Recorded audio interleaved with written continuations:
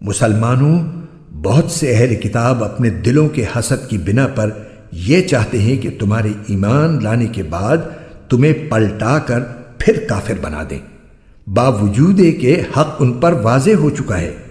چنانچہ تم معاف کرو اور درگزر سے کام لو یہاں تک کہ اللہ خود اپنا فیصلہ بھیج دے۔ بے شک اللہ ہر چیز پر قادر ہے۔ اور نماز قائم کرو اور زکوٰۃ ادا کرو، اور یاد رکھو کہ جو بھلائی کا عمل بھی تم خود اپنے فائدے کے لیے آگے بھیج دو گے اس کو اللہ کے پاس پاؤ گے۔ بے شک جو عمل بھی تم کرتے ہو اللہ اسے دیکھ رہا ہے۔ اور یہ یعنی یہودی اور عیسائی کہتے ہیں کہ جنت میں سوائے یہودیوں یا عیسائیوں کے کوئی بھی ہرگز داخل نہیں ہوگا۔ یہ محض ان کی آرزوئیں ہیں۔ آپ ان سے کہیے کہ اگر تم اپنے اس دعوے میں سچے ہو تو اپنی کوئی دلیل لے کر آؤ۔ کیوں نہیں؟